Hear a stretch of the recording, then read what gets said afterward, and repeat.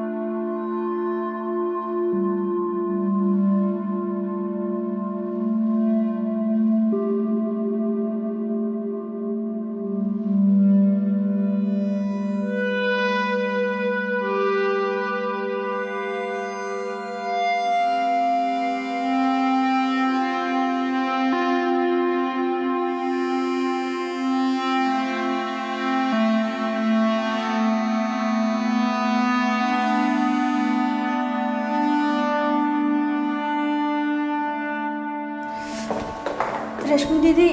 हाँ इरा। दीदी रात को मुझे ऐसा फील हुआ जैसे किसी ने मेरे साथ। क्या हुआ तुम्हारे साथ? मैं जग भी रही थी और सो भी रही थी। हो सकता है कोई सपना हो। साफ साफ बताओ इरा। दी कई बार मेरे साथ ऐसा हो चुका है। मैं जब बेड पे सोने जाती हूँ ना, मुझे ऐसा फील होता है जैसे कोई मेरे साथ जबरदस्ती कर रहा हो। फिर मुझे बहुत गहरी नींद आ जाती है। फिर मॉर्निंग को ही मेरी आँख खोलती है। और दी जब ये सब होते हैं ना मेरे साथ, मैं ना पूरी जगी हुई होती हूँ और ना पूरी तरह से सोई हुई होती हूँ। शाम को अंकित भैया और तुम्हारे जीजू से बात करते हैं। हाँ दी।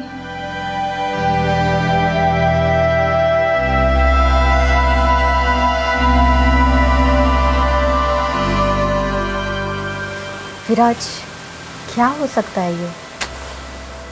मुझे लगता है किसी साइकियाट्रिस्ट से कंसल्ट कराना चाहिए। रश्मि, तुम्हें याद है वो मुस्लिम लड़का, क्या नाम था उसका, सोहेल, जो ईरा से एक तरफा प्यार कर बैठा था और फिर उसने पंखे से लटक कर अपनी जान दे दी थी? कहीं ये उसका भूत तो नहीं? कैसी बातें कर रहे हो अंकित तुम? पढ़े लिखे होकर भी ऐसी बातें कर रहे हो तुम?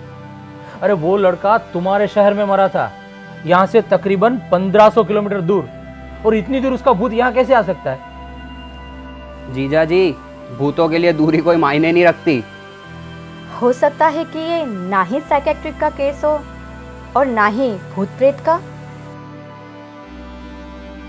तो फिर किसका हो सकता है? हो सकता है कि सच में कोई इंसान ईरा के रूम में जाता हो। अरे लॉक रूम और लॉक घर में कोई इंसान कैसे आ सकता है? हो सकता है वो इंसान इसी घर में मौजूद हो।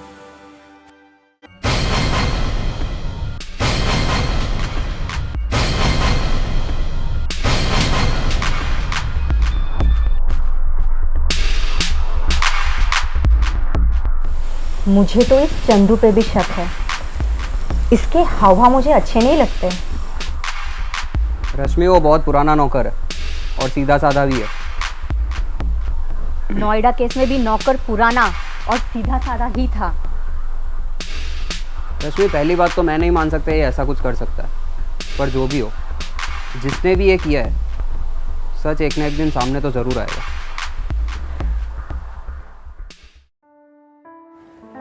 रश्मि। हाँ भैया।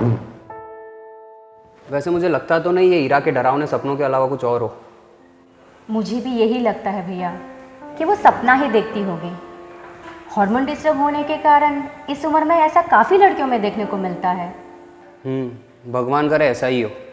ऐसा ही है भैया, और शादी के बाद ये बीमारी अपने आप ठीक हो जाती है। रश्मि, अब कब तक हम यहाँ रहेंगे? मैं अगले हफ्ते ईरा को लेकर गाँव चला जाऊँगा। नहीं भैया, ईरा अकेली घर में कैसे रहेगी? अब तो वो यहाँ से डोली में बैठ के ही जाएगी।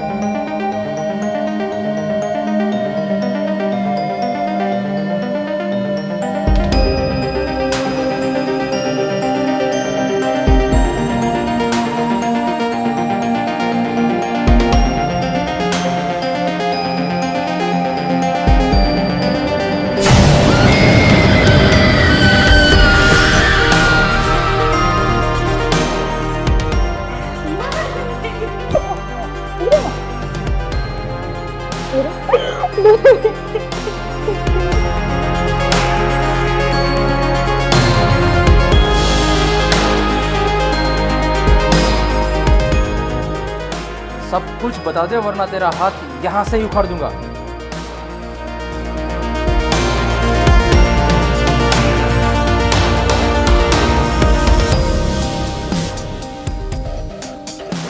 मुझे नहीं पता था जीजू कि हीरा के रूम में आप मेरी घात लगाए बैठे हैं, वरना आज मैं आता ही नहीं। तुझे जरा सी भी शर्म नहीं आई रिश्तों को कलंकित करते हुए?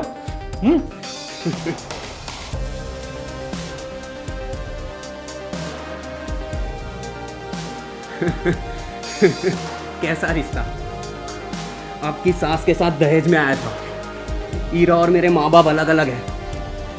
ईरा के साथ मेरा खून का कोई रिश्ता नहीं। मेरे बाप के सारे एहसान भूल गया तू? अरे कितनी बार हमने तेरे हाथ में राखी बांधी है। ये गंदी हरकत कब से कर रहा है तू?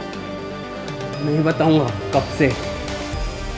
विराज, इस जानवर को पुलिस के हवाले करो। गलती से भी ऐसा मत करना, बदनाम हो जाओगे सब। फिर कौन करेगा हीरा से शादी? चला जा यहां से और दोबारा कभी मत आना। और बता दूं, गांव वाले घर भी मत जाना कभी। जाऊंगा, हर बार जाऊंगा, और आप कुछ नहीं कर सकते। ब्लैकमेल करेगा? हाँ। हे भोले शंकर, अब की ही न्याय कर दे।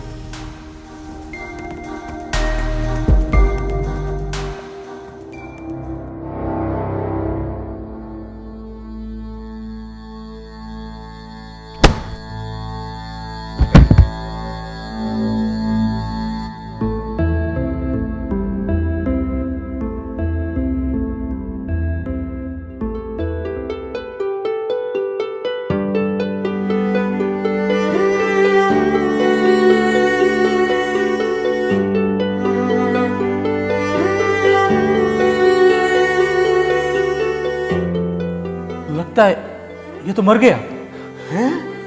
भगवान, तूने मेरी प्रार्थना सुन ली। चंदू, ये केले का छिलका तूने फेंका था?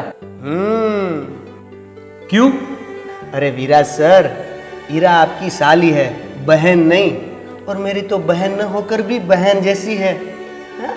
बाकी सब भोले शंकर की लीला है, उसने न्याय कर दिया। अरे चंदू, ईरा मेरे लिए भी बहन जैसी ही है। विराज, आपको अंकित पे शक कैसे हुआ?